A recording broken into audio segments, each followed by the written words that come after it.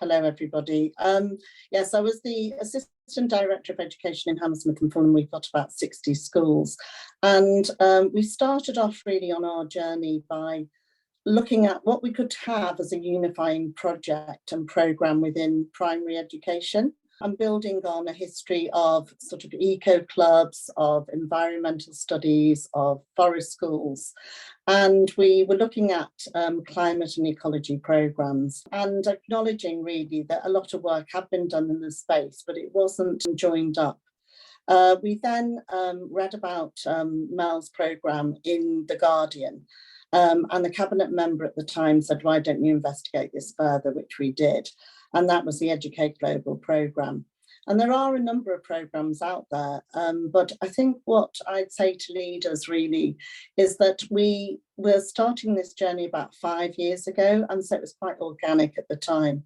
And 5 years on, there is a lot out there for you to consider and to decide what pathway you take. So in terms of choosing sort of systems leaders, Sally was one of the head teachers there, and also Tara, who runs a primary school. And the three of us really looked in some depth and learned from overseas experience as well in the Educate Global programme about what we could do. In hindsight, I think that I would like to have disseminated our learnings earlier across the network of schools and try and get them in a more systemic way on the journey, but it's never too late, that's what I would say. And so now there are some very clear pathways. If we just take the Educate Global offer, there's a bronze, silver and gold system, which I know heads and schools are used to that type of layering and structuring and scaffolding of awards. But I think more importantly, it's something that you can integrate across your curriculum and across your school, because the curriculum, as we know, is very crowded, it's highly regulated by Ofsted, etc. But actually they are barriers to learning in a more systemic way. And I think that climate education can actually map very easily and integrate across if you have the planning time to do so. But perhaps I'll bring in head teacher colleague to sort of talk about her perspective, which I think will be useful to you. Thanks, Jan. I was sort of writing a couple of things down then as Jan spoke, because I think the very first word Jan used was unifying, and I think we did quite early on with the support of the leadership in Hammersmith and Fulham, but also Educate Global. And I think it was the bronze award actually that unified us as a school, not and as a trust. So all of our staff together, and Mel, you'll remember when you came and spoke to them, and we were all like crammed into the hall. And that was our first sort of staff meeting post-COVID, when we were allowed to be together. And we'd completed the courses when we were at home in front of laptops, and the staff were so passionate about that. And when we came back and we were able to have that first meeting, staff was so galvanised. I would say, I mean, I've been in Hammersmith and Fulham now for 21 years, and for the first time, every single member of staff, from the leadership team to the teaching assistants to the office staff, were just like, what are we going to do to improve our school environment, but also have an impact on the local community, but also the wider world. And I think the real fortunate thing about our schools is that we have built enrichment into our curriculum. So at our girls' school, our charter is empowering tomorrow's women, and at our STEM academy, we have our STEAM afternoons. So through the Empowering STEAM afternoons, we have explicitly taught sustainability, what students can do to combat climate change. So we're explicitly trying to equip them with climate literacy, as well as mapping it across the whole curriculum. So we know exactly what our students are getting from day one in year 7 to the day they leave us in year 13. And actually that has seen a real shift in the way that all of the staff have thought about how we use energy within the school, and particularly thinking about energy reduction. We've just done a survey about our energy usage for the last term, and we've had a 20% reduction in energy use in the autumn term. because we have consciously made decisions about how we are going to do that. So, for example, and it's simple things, we've organised a unifying switch off time at 6 o'clock every day of all of the computers and the whiteboards. I don't know why we didn't do it before. I will include myself. Some teachers are lazy and forget to and leave things on standby and don't turn them off. Therefore that's made a huge impact. We've asked staff to bear with us with the heating, so we're only heating schools in the morning, because actually by the time we've got people in the buildings and we're just turning it off at sort of 11 o'clock, we've got enough heat to see us through the day. We have genuinely seen that reduction across both schools, and we're talking about listed heritage buildings, not very energy efficient. But I think it's because it's on everybody's conscious. It is. And I think, things like the cost of living crisis, people are noticing this in their own homes and also looking at it and transferring that to work and what can we do at work. I think that whole trust approach across your academy trust is so powerful. And that's why I was just thinking about, people who are listening to this, who are coming at it for the first time, perhaps, or have done little bits. It might seem a bit insurmountable, but I don't think it is, because I do think that you can, as you say, map it across the curriculum.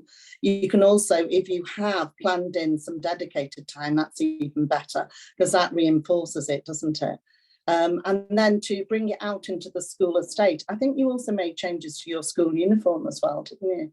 We did, and that was through our visit together. When I just never thought that we'd be able to, let the bell go, to be able to make our blazers out of plastic bottles. So now all of our school blazers are made out of plastic bottles. So we're thinking about how we can they're thinking about the environment in every decision that we make. So it's part of our school improvement plan, it's part of the way that we plan the curriculum. And also I've invested into climate change leaders at both schools, who, as much as I would love to drive it myself, obviously you need somebody on the ground who's driving it. So they're driving it with the students, they're driving it with the families, and we're making changes every single day. We just had clothing boxes put on both sites, so that children can bring unwanted items that can't be maybe shared or passed down, but we can now recycle them in the clothing bank. And that just happened just before half term. So they're making the decisions and leading that. So it's part of our CPD every half term. It's that drip feed approach. But I think having those two climate leaders means that you've got somebody who's really, really passionate about it. And it's not always coming from the top. It's coming from the middle, because the middle leaders are the hardest working people in the school. Because they're having to listen to the top and listen to the bottom and really driving it forward. So I think that they play a big part in that. And that's a small investment of a small TLR to encourage those staff to just bring that forward. Sally, can I ask you a quick question? Do you feel that the foundational knowledge that you have as a result of doing this now, so 2019, 20, 21, 22, we're now in 23, you have a far deeper understanding of climate literacy, carbon literacy, you've done the bronze, you've been working towards the silver. How has that impacted on your thoughts with this energy reduction grant that has begun, that was deposited into your account in December? I think it's just made me aware of every decision. So, for example, our boilers just completely went kaput just after Christmas in our craft block. So when we were looking at how we were going to replace those, it was which are the most energy efficient, which is going to have the best reduction in costs, which is going to save energy the most. And therefore it doesn't always necessarily mean the cheapest option in the short term. The boilers that we've now used means that we don't have to have the heating on, we can just have hot water. Larger sometimes outlay will have the benefits in the long term. I would never have thought about, when I came into education, I came in to teach my subject. If I hadn't have done the UN courses and grounded myself in not just what's going on around me in the city, but around me in the wider world, I think it's just there now. It's part of my DNA, I suppose, where I wouldn't say that I was ignorant to it before, but I now know the changes that need to be made to have a longer impact. And that's not just on the school building and the people that are here now, but it's our children leaving with that consciousness to continue to do that work. And I think with your children leaving with a much broader and deeper awareness that makes them more competitive, if you like, in this global economy for the jobs of the future. You know, I mean, people talk about green skills and about green jobs, and perhaps we shouldn't, that's a temporary phrase, if you like, because actually it is just the jobs of the future there will have that consciousness, and employers definitely are looking for talent around that, and also developing jobs that we haven't envisaged yet.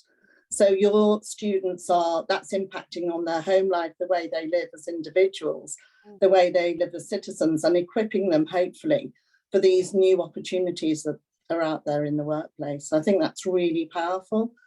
And I think it stems right through from forest school and nursery, right through secondary, primary, secondary, into the further education space and beyond. What's very interesting for me is yesterday, by chance, I met a lady whilst out walking my dog, who is the project manager for, I'm not going to name the brand, it's a global brand. She project manages every single advertisement, whether social or TV or film, for this brand globally, and every single shoot has to have a sustainability report before, and she has to deliver a full carbon footprint report for every member of the team. And I said to her, did you ever think that you would need to do this when you were doing your degree, your training, to become a creative in this industry? She said to me, every single job now requires this. She said, if your companies want to lead, they all want to be sustainable. They want to know that every single department, she's now even being required to report on the carbon footprint of each team member for the 2 weeks of each shoot. They're personal. She has to have reports from them.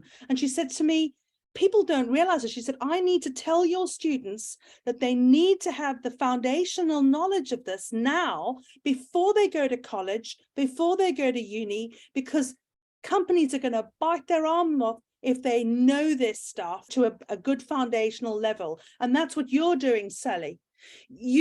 Sally, I just want to ask you a question before we go. You've just taken part in the alpha testing of the Sustainability and Climate Education Survey, which we've been working on with Professor Tony Cook and Jodie Fry and Kathleen from Open.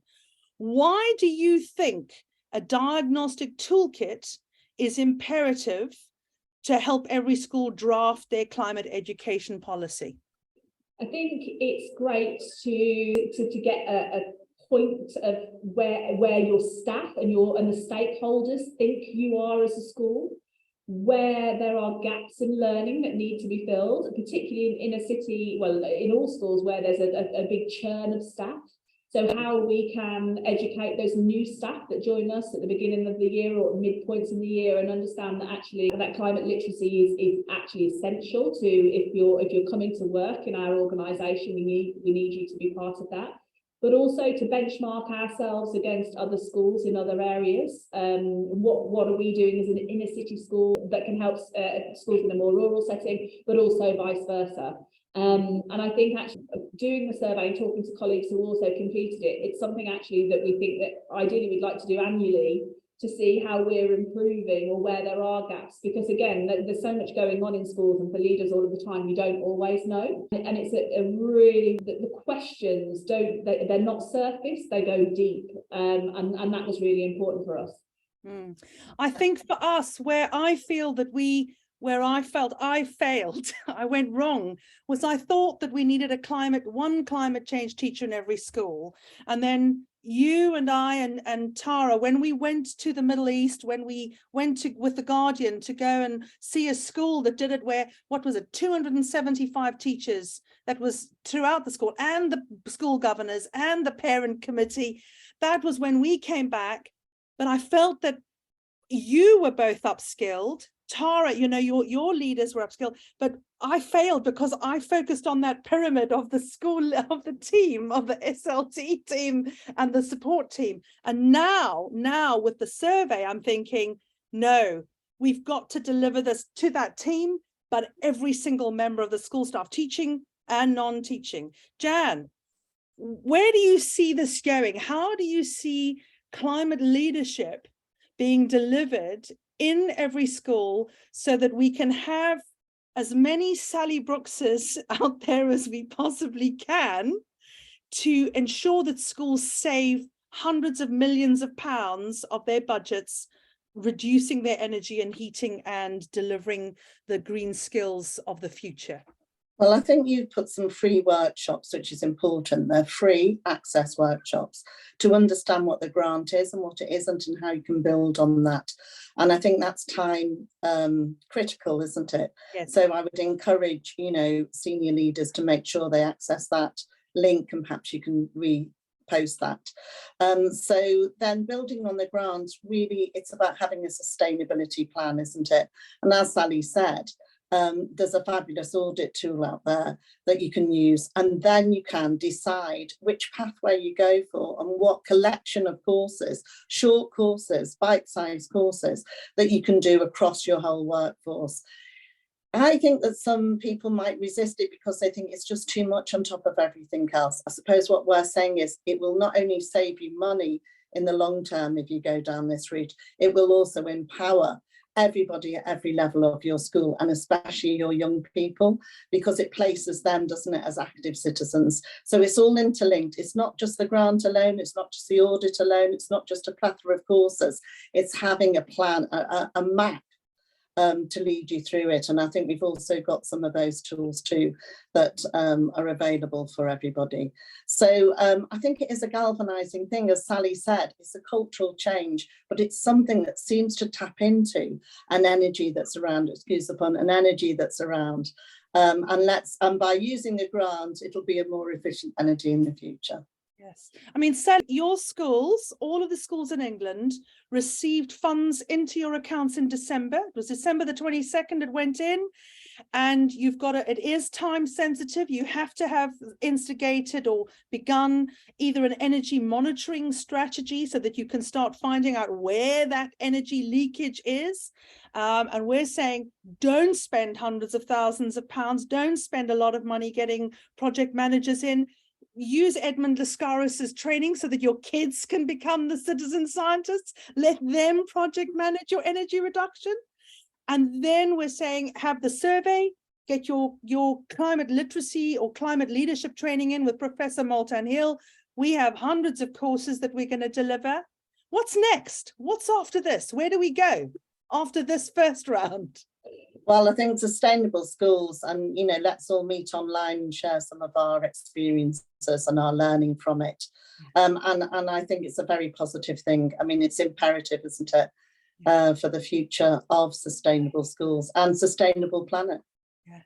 Sally, where are we going to from here with you? I mean, with my money hat on, and I think about the fear of setting the school budget last year, having to put extra 70% into the energy costs for year one, 50% more in year two, and then 30% more in year three, just solely on energy, and then thinking about my curriculum costs and the joy that is being sucked out of schools because actually all of our funds is focusing on energy. If we don't focus on energy, then, you know, my children are in primary school, they're going to be living through the toughest education system that we've known in modern times. I'm not trying to be over dramatic, but if the funds that are coming into school, if we continue to spend the amount that we're spending on energy, then we're not doing right by the children that we've got in front of us. And we have to give, you know, everybody gets one shot of education, and we need to give them the best shot.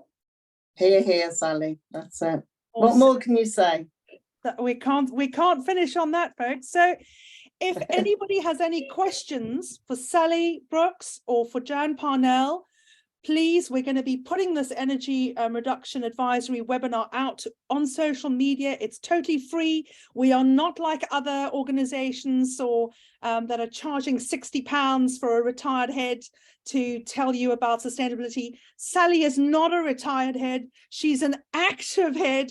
She knows her stuff. She's living it, eating it, breathing it, sleeping it. She just knows the stuff. If you need to, if there's anybody out there that knows about energy reduction and sustainability and climate education, you're looking at her. Okay, so, and we're not charging you. This is our gift to you because we don't want to see you going down rabbit holes. Please, this is us as a collective saying this is our gift. So thank you very, very much. And go and watch all the other videos in the series. Get in touch with us. Join as consortiums. Sally is leading a consortium of all the Hammersmith and Fulham schools and guiding those schools to pool their resources, pool the money you've got so that you can all move forward in a far more powerful collective and fund energy reduction strategies throughout your multi-academy trust, your council, your region. Powerful stuff. Have an amazing day, everybody, and we will see you all on the other side.